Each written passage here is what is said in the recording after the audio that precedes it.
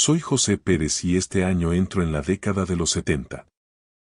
Mi vida nunca ha sido lo que en las revistas llaman glamurosa, pero siempre ha tenido un norte claro, un propósito que me mantenía en pie.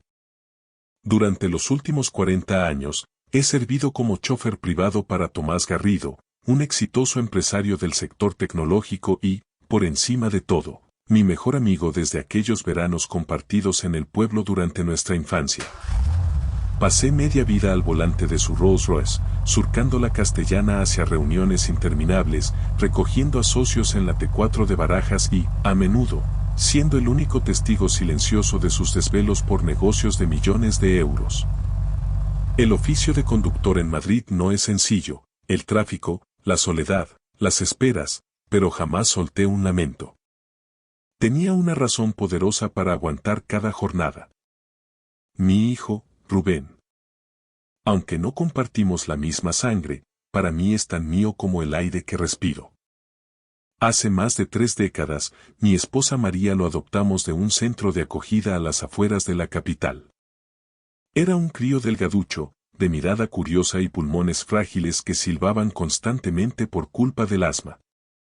Sus padres biológicos lo abandonaron a su suerte, dejando atrás a un niño enfermo que parecía no encajar en los planes de nadie. Pero María y yo vimos algo distinto, vimos una chispa de vida y la oportunidad de volcar todo el amor que teníamos guardado. Recuerdo noches enteras en vela en nuestro pequeño piso de Vallecas, sosteniéndolo mientras luchaba por recuperar el aliento tras un ataque de asma. Yo doblaba turnos al volante y María se dejaba la vista haciendo arreglos de costura para vecinas del barrio, todo para pagar las medicinas, las facturas médicas y asegurar que a Rubén no le faltara una vida digna. Siempre soñé con algo más grande para él, una casa de verdad donde el futuro no fuera una amenaza constante. Ahorramos cada céntimo, renunciando a estrenar ropa o a ver el mar en vacaciones, solo para que Rubén pudiera ir a la universidad. Cuando se graduó como ingeniero, el pecho se me inflaba de un orgullo que no me cabía en el cuerpo. Pero el momento que guardo bajo llave en mi alma fue cuando, en el estrado de la graduación, me buscó con la mirada y me llamó papá ante todos. En ese instante, supe que cada sacrificio había sido un regalo. La tragedia nos golpeó hace 5 años cuando el cáncer se llevó a María. Se marchó sin hacer ruido, dejando un silencio en casa que todavía me escuece. Tras su pérdida, me mudé a un pequeño estudio anexo a la finca de Tomás, en una zona residencial a las afueras, para estar más cerca del trabajo y poder ahorrar hasta el último euro. Cada mes le enviaba dinero a Rubén para sus préstamos y sus gastos, no quería que pasara las estrecheces que nosotros conocimos. Quizás, en el fondo, también era mi forma de combatir la soledad que me dejó María. Hoy soy un hombre de pelo cano y espalda algo vencida por los años, pero mi corazón sigue latiendo por él. Rubén es mi luz. Nunca le revelé que era adoptado para mí, él es mi sangre y mi todo. Hace 10 años, cuando se comprometió con Inés, una mujer atractiva, pero de gestos gélidos y carácter afilado, María y yo decidimos comprarle su casa. Elegimos un chalet adosado en una urbanización tranquila, con jardín para los nietos que vendrían. Nos costó sangre, sudor y lágrimas. Pedimos un crédito personal, vaciamos la cuenta de ahorros y María llegó a vender su anillo de pedida. No nos importó, era su futuro. Sin embargo, tras la boda, empecé a notar que Inés me miraba por encima del hombro. Para ella, yo no era el padre de Rubén, sino un simple chofer, un empleado de uniforme que sobraba en sus reuniones sociales. Me callé por no enturbiar la paz de mi hijo. Hasta que una mañana, de camino a recoger a Tomás, el pecho me estalló en un dolor agudo. Tuve que frenar en el arcén, pálido y temblando. Tomás lo vio claro. José, esto no es cansancio. El médico fue tajante. Una afección cardíaca que me obligaba a jubilarme de inmediato si quería seguir vivo. El mundo se me cayó encima, no temía a la muerte, sino a dejar de ser útil para Rubén. Tomás, con la generosidad que solo un hermano de vida puede tener, no me dejó caer. Jubílate, José. Te has ganado el descanso, me dijo antes de entregarme un sobre que cambiaría mi destino. Eran acciones de su compañía por valor de 3 millones de euros. Me temblaron las piernas. Eres mi amigo, has estado ahí 40 años. Acéptalo, insistió. Lloré como no lo hacía desde que enterramos a María. Decidí guardar el secreto. No le dije nada a Rubén, quería usar ese dinero para vivir con sencillez cerca de él y ayudar con el nieto que venía de camino. Soñaba con una vejez tranquila, paseando por el jardín que yo mismo había pagado. Lo que nunca pude imaginar es que ese mismo hijo, al que le entregué mi vida entera, estaría a punto de darme la bofetada más amarga de mi existencia. Aquel día, regresé a la casa de las afueras, ese chalet adosado que María y yo habíamos pagado con el sudor y las privaciones de toda una vida, cargando apenas una maleta vieja, algo de ropa y un hilo de esperanza que se me antojaba ya demasiado fino. El médico de la clínica de Arturo Soria había sido tajante. Necesitaba reposo absoluto. Mis manos, que habían guiado volantes de cuero durante décadas, ya no tenían la firmeza necesaria, y mi corazón pedía una tregua. Pensé, ingenuo de mí, que esta era la oportunidad para recuperar el tiempo perdido con mi hijo. Inés, mi nuera, estaba en la recta final de su embarazo. Yo soñaba con ayudar, con acunar a mi nieto y sentir el calor de un hogar tras los años de gélida soledad que siguieron a la partida de María. Llamé a la puerta con el pulso acelerado, pero cuando Rubén abrió, su sonrisa fue un gesto mecánico, desprovisto de cualquier rastro de afecto. «Papá, ¿qué haces aquí con una maleta?» Su voz sonó distante, casi molesta, como si yo fuera un paquete entregado fuera de horario. Respiré hondo, tratando de ignorar la punzada en el pecho. Me he jubilado, Rubén. El médico me ha prohibido conducir. He pensado que podría quedarme aquí una temporada, ayudaros con los preparativos y con el pequeño cuando nazca. Esperaba un abrazo, un pasa, papá, esta es tu casa, pero Rubén se limitó a fruncir el ceño y mirar hacia el interior del pasillo. Espera un momento.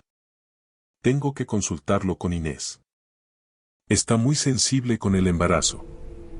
Me cerró la puerta en la cara, dejándome plantado en el porche mientras el viento de octubre, ese aire serrano que baja con saña sobre Madrid, me atravesaba la chaqueta. Dentro, escuché el eco de una discusión. La voz afilada de Inés y el tono sumiso de Rubén. Cuando la puerta volvió a abrirse, fue ella quien apareció. Vestía un traje de premamá de seda y sostenía una taza de té con una elegancia que escondía una crueldad absoluta. José, seamos prácticos, dijo sin preámbulos. No necesitamos ayuda doméstica. Para el bebé hemos contratado a una salus profesional, una experta que vendrá todas las noches. Tu presencia aquí solo rompería nuestra dinámica familiar. Me quedé de piedra, pero intenté mantener la dignidad. Inés, no quiero ser un estorbo. Solo quiero estar cerca de los míos, echar una mano en lo que sea. José, me cortó con una frialdad que me heló la sangre, miremos las cosas como son. Eres un chofer, no un asistente cualificado. Lo que necesitamos de ti es apoyo financiero, no que te instales en el cuarto de invitados. Tu jubilación es un problema si dejas de aportar el dinero mensual al que nos tienes acostumbrados. Ahora mismo, aquí, eres una carga. Chofer. Carga. Esas palabras me rajaron el alma más que cualquier enfermedad. Miré por encima de su hombro y vi a Rubén al fondo del salón, observando la escena en silencio, con los hombros caídos. Rubén, llamé con la voz quebrada, ¿tú también piensas que sobro en la casa que yo mismo compré? Él levantó la vista, pero no tuvo el valor de sostenerme la mirada. Inés tiene razón, papá. Te has jubilado antes de tiempo. En este momento de nuestras vidas, nos hace mucha más falta el dinero para los gastos del niño que tu presencia constante. Me di la vuelta para que no vieran que un hombre de 70 años podía llorar como un niño abandonado. Arrastré mi maleta por el camino de grava hasta la calle. No tenía a dónde ir, pero prefería dormir en un banco de la Castellana antes que quedarme donde me despreciaban. Regresé al pequeño estudio de la finca de Tomás, donde el techo parecía cerrarse sobre mí. Rubén había cambiado, se había dejado absorber por esa ambición fría que no entiende de gratitud. Unos días después, recibí un mensaje de Inés. No era para saber si estaba vivo, sino una orden. José, muévete y busca algo. Necesitamos cambiar el coche por uno más seguro para el bebé. El corazón me dio un vuelco de rabia. Intenté llamar a mi hijo, pero quien descolgó fue su suegra, doña Cayetana, una abogada de esas que huelen a perfume caro y despachos de mármol. Señor Pérez, su voz era como el hielo raspado, Rubén está en una reunión. Me ha pedido que gestione esto. Debería usted buscar un empleo acorde a su edad o, si no se ve capaz, considerar el ingreso en una residencia de mayores. No sea un obstáculo para el progreso de su hijo. Colgué con el alma rota. Querían apartarme como a un mueble viejo que ya no combina con la decoración. Hice un último intento, conduciendo con dificultad hasta su chalet. Necesitaba oír de labios de Rubén que todo esto era una pesadilla. Pero cuando abrió, sus ojos destilaban irritación pura. ¿Otra vez aquí? Ya te lo dijimos, papá. No puedes vivir a nuestra costa. Eres un simple chofer jubilado. ¿Qué vas a aportar tú aquí, más allá de darnos vergüenza delante de nuestros amigos con tus historias de Vallecas? O trabajas, o te vas a un asilo, pero deja de presionarnos. Me quedé paralizado. Aquel no era mi niño, el que me llamaba papá con orgullo en su graduación. Era un extraño moldeado por el clasismo de su mujer. Rubén. ¿Has olvidado quién pagó tus estudios de ingeniería? ¿Quién dio hasta el último céntimo para que tuvieras este techo? Prometiste cuidarme. Él soltó una carcajada seca, carente de toda humanidad. ¿Promesas? Por favor, no delires. Esta casa figura a mi nombre legalmente. No tienes ningún derecho aquí. Vete ya antes de que llame a seguridad.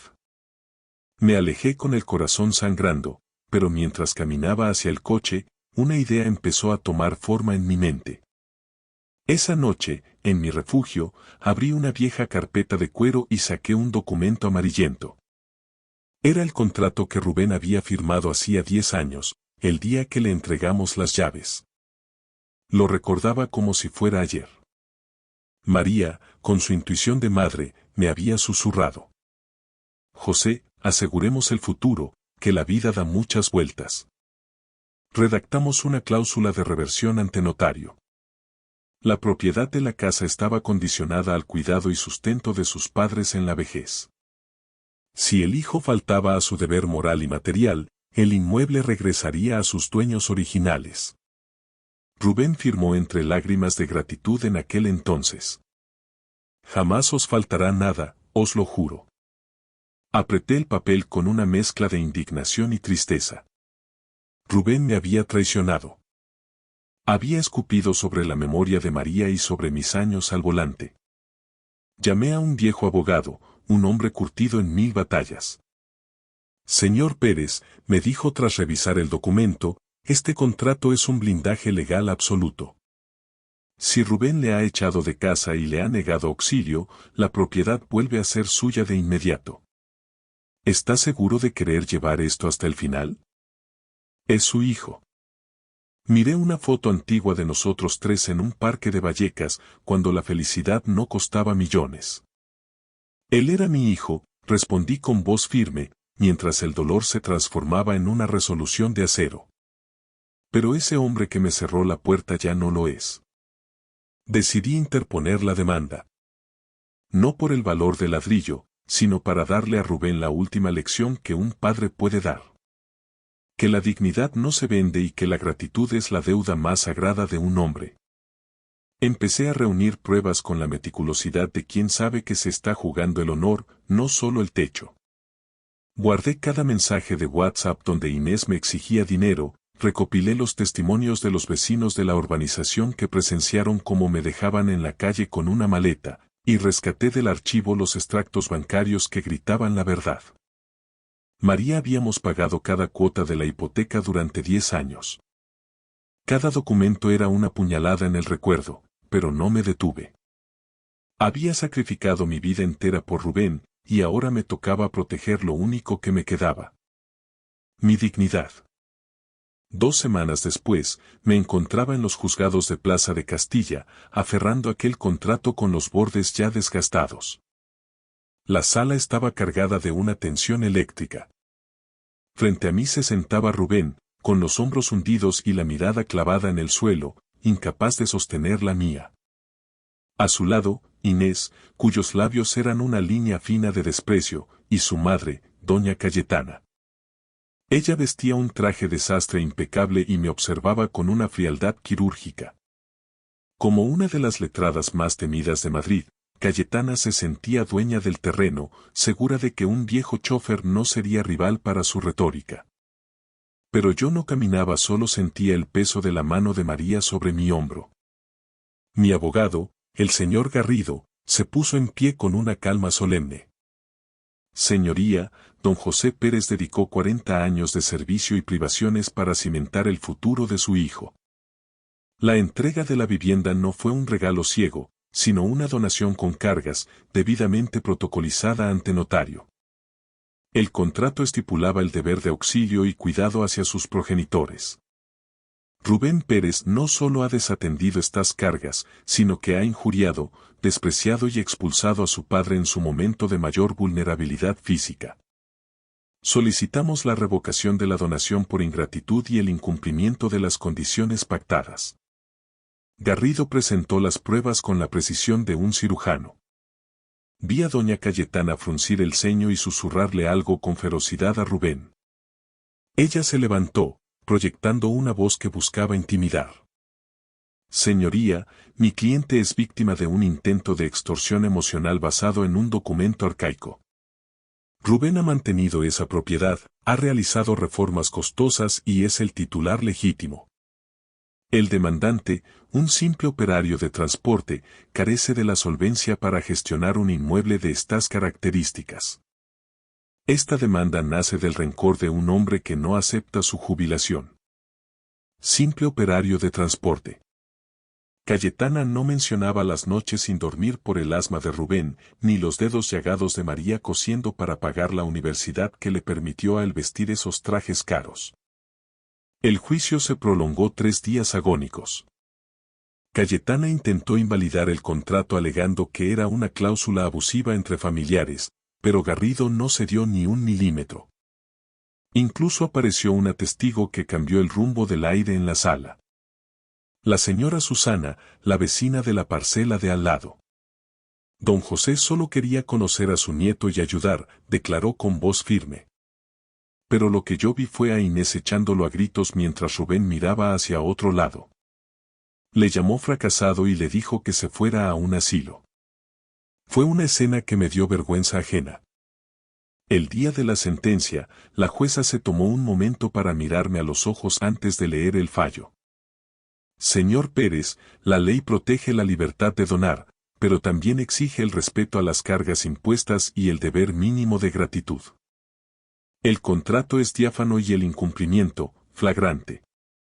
Este tribunal falla a favor de don José Pérez, revocando la titularidad de la vivienda y ordenando el desalojo inmediato de los actuales ocupantes.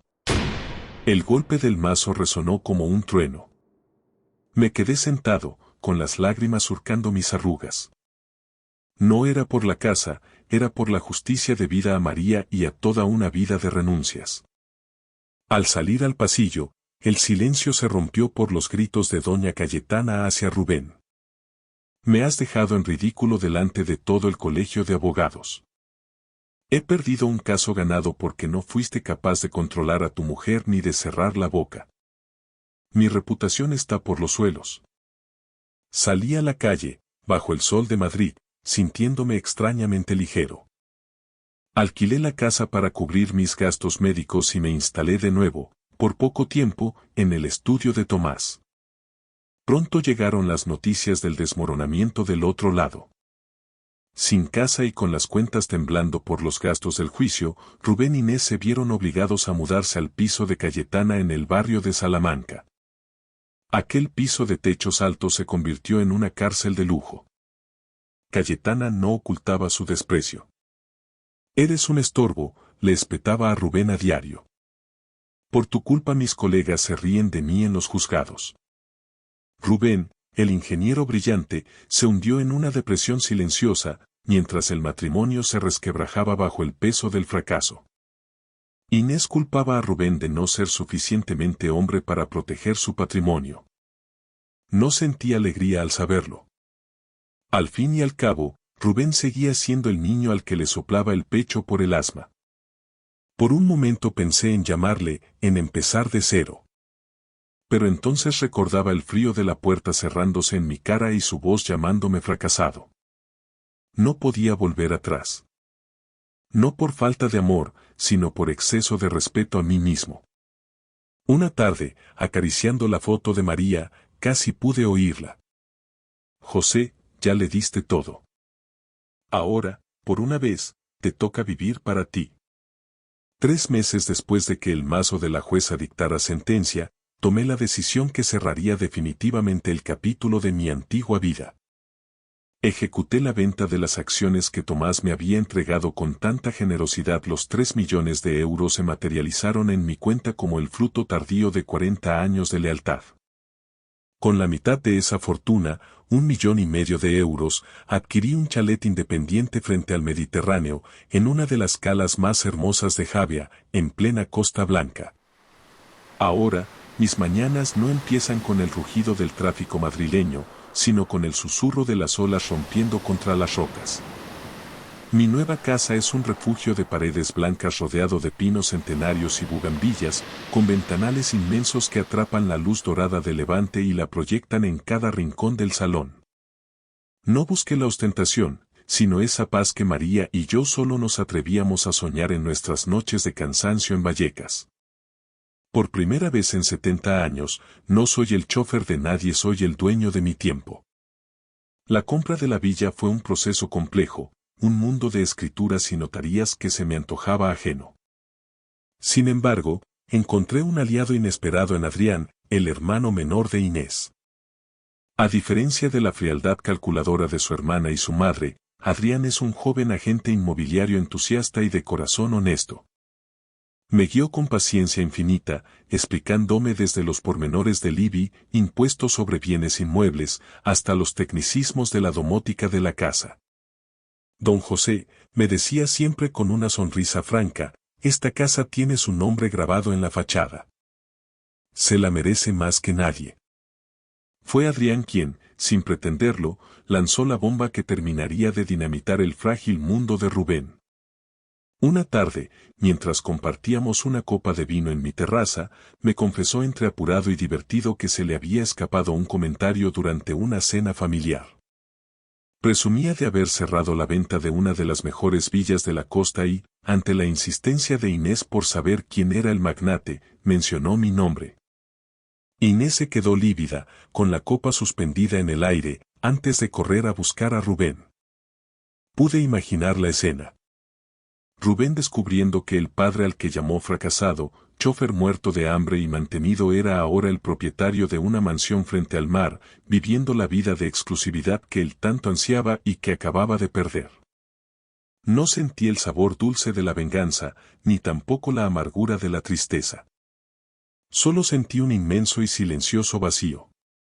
Pocos días después, mi teléfono rompió la calma de la tarde. Un número desconocido. Algo en mi interior me dijo que era él.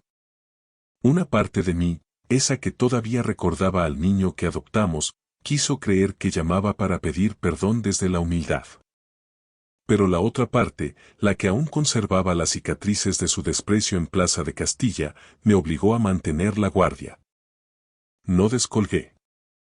Rubén dejó un mensaje en el buzón de voz. Su voz, antes autoritaria y soberbia, sonaba ahora trémula y quebrada. Papá. Me he enterado de lo de Javia. Por favor, necesito hablar contigo. Quiero verte. Escuché la grabación 3 veces, sintiendo cómo se me encogía el alma, pero no devolví la llamada. Sabía leer entre líneas. Su arrepentimiento no nacía del amor recuperado, sino de la desesperación de quien se ve hundido y busca una tabla de salvación de oro. Adrián me mantenía al tanto del infierno que se vivía en el piso de doña Cayetana en Madrid. La convivencia era insoportable. Cayetana humillaba a Rubén a diario, recordándole que era un fracasado que no solo había perdido la casa de la familia, sino que había quedado en ridículo ante la alta sociedad madrileña. Inés, con el bebé recién nacido, se había vuelto una extraña para él, reprochándole constantemente su incapacidad para mantener el estatus que ella consideraba su derecho de nacimiento. Rubén estaba al límite, refugiándose en el alcohol y perdiendo la dignidad en discusiones vacías.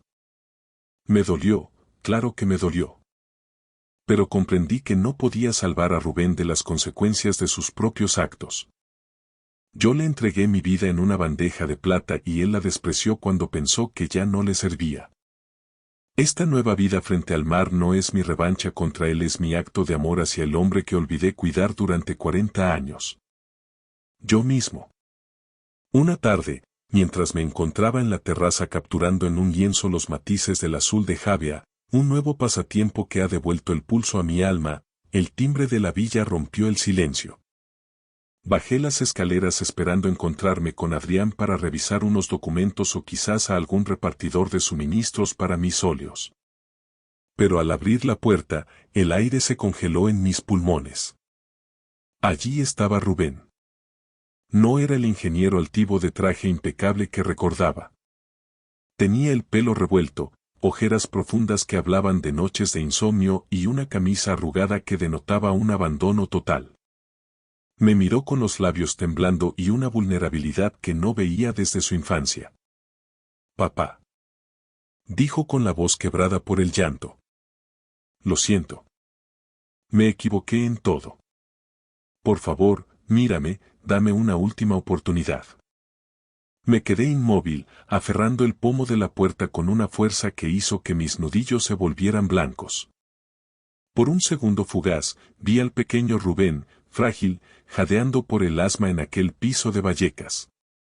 Pero de inmediato, el recuerdo fue sepultado por el Rubén de Plaza de Castilla, aquel que me llamó fracasado y permitió que su mujer y su suegra me pisotearan como si fuera basura. Rubén, dije, con una serenidad gélida que nació de lo más profundo de mi dignidad, ¿qué es lo que buscas aquí realmente? Él dio un paso adelante, con los ojos inyectados en sangre por las lágrimas y la desesperación. No puedo más, papá. Cayetana me trata como a un perro, me humilla cada hora que paso en su casa. Inés. Inés ya no me mira, dice que no soy el hombre que ella esperaba. Lo he perdido todo. El chalet de Madrid, mi posición, mi respeto propio. Sé que te fallé, lo sé. Ayúdame, te lo ruego. Déjame quedarme aquí contigo o, si no puedes, ayúdame con algo de dinero para empezar de cero. Te juro que esta vez cambiaré. Sentí una presión insoportable en el pecho. Una parte de mi corazón, la que aún guardaba el instinto de protección, quiso rodearlo con mis brazos y decirle que todo pasaría. Pero la parte de mí que sobrevivió a su traición me advirtió que su arrepentimiento no era un acto de amor filial, sino el grito de un náufrago que busca una balsa de oro.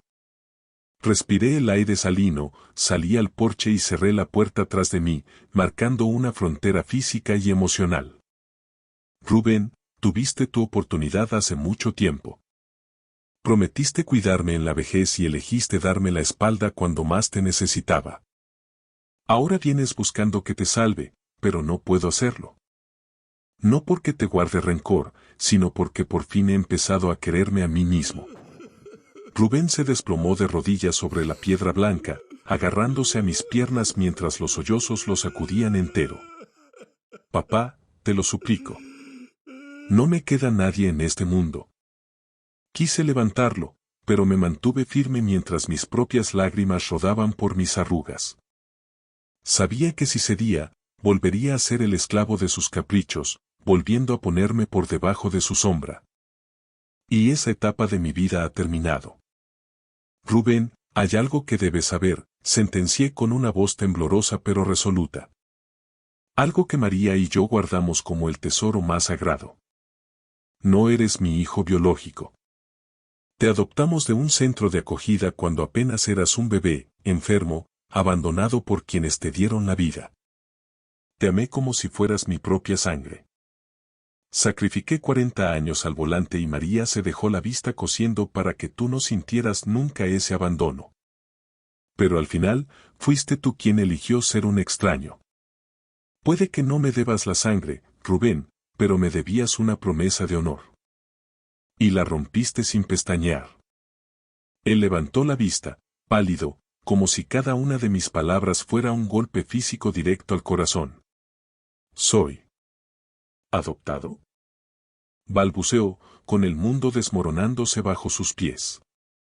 Asentí con un dolor sordo. Sí. Pero para mí siempre fuiste mi hijo. Hasta que tú mismo decidiste dejar de serlo el día que me cerraste la puerta. Entré en la casa, cerré el pestillo y no miré atrás. Escuché su llanto desgarrador desde el otro lado, pero no abrí. Esa noche, sentado en el balcón frente al Mediterráneo oscuro, sentí cómo se rompía el último hilo que me ataba a mi pasado. Bloqueé su número, el de Inés y el de Cayetana. Por primera vez en 70 años, me sentí verdaderamente libre. Hoy, a mis 70 años, vivo los días que nunca me atreví a imaginar. Pinto el mar, juego al golf en el club social de Javia y he hecho amigos que me valoran por quien soy ahora. José, el pintor de la luz.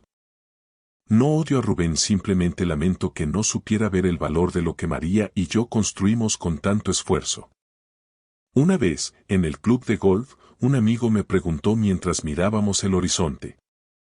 José, ¿te arrepientes de haber adoptado a aquel niño? Miré el azul eterno del mar, recordando la sonrisa de aquel crío el día que entró en nuestro piso de Vallecas. No, dije con una sonrisa de paz. No me arrepiento de amar. Solo desearía haber aprendido a proteger mi propio valor mucho antes. María sigue conmigo, en cada pincelada y en cada atardecer. Cada noche miro su foto y susurro. Lo logramos, María. Sé que ella sonríe desde algún lugar, sosteniéndome la mano. He aprendido que la bondad no puede ser sinónimo de autodestrucción. Le di a Rubén todo, pero ahora, por fin, me elijo a mí. Hoy es un día especial. Tengo mi primera exposición de arte. Mi cuadro del mar preside la sala principal. Me ajusto la chaqueta frente al espejo y le sonrío al hombre de pelo cano que me devuelve la mirada con dignidad.